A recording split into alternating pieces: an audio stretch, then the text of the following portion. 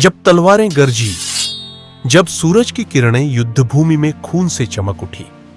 1576 की वो सुबह सिर्फ एक युद्ध नहीं थी, वो मर्यादा और आत्मसम्मान के लिए लड़ी गई एक चिंगारी थी जिसने पूरे हिंदुस्तान को जगा दिया।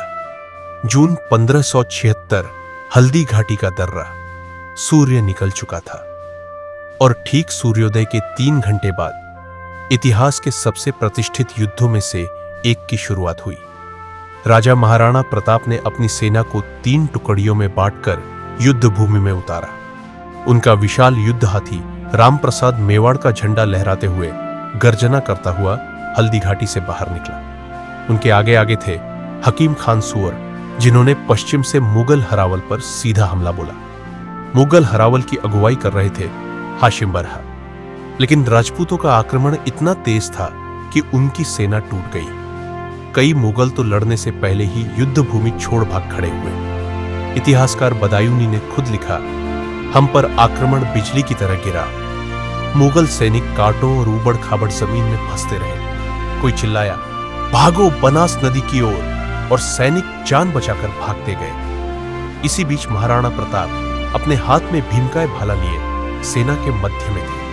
उन्होंने शेर की तरह दहाड़ते हुए सीधा हमला बोला। गाजी खान पर राजपूतों की गर्जना इतनी भयावह थी कि गाजी खान और शेख मंसूर भी युद्धभूमि छोड़ भाग निकले। मुगल हरावल पूरी तरह बिखर चुकी थी, लेकिन तभी मुगल पक्ष से मेहतर खान ढोल बजाकर चंद्रावल से निकला। घोषणा हुई कि अकबर की नई सेना आ रही है।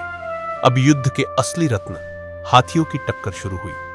महाराणा प्रताप का शक्तिशाली हाथी रामप्रसाद अकबर के खास हाथी से भिड़ गया। दोनों के सिर टकराए, धरती कांप उठी। लेकिन तभी रामप्रसाद का सवार एक तीर लगने से गिर पड़ा।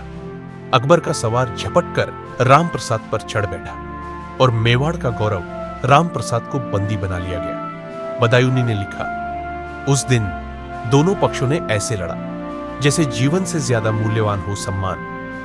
महाराणा प्रताप हार नहीं माने। यह युद्ध एक संदेश था कि साम्राज्य से लड़ाई तलवारों से नहीं, मर्यादा से होती है। हल्दी घाटी सिर्फ युद्ध भूमि नहीं थी, वो सम्मान की आखिरी चौखट थी, जहां एक राणा अकेला, घायल, लेकिन झुका नहीं। इतिहास ने उन्हें विजेता नहीं कहा, लेकिन आने वाली हर पीढ़ी उन्हें प्रताप कहकर सम्मान देती रही, क्योंकि कभी-कभी झुकना ही असली हार होती है।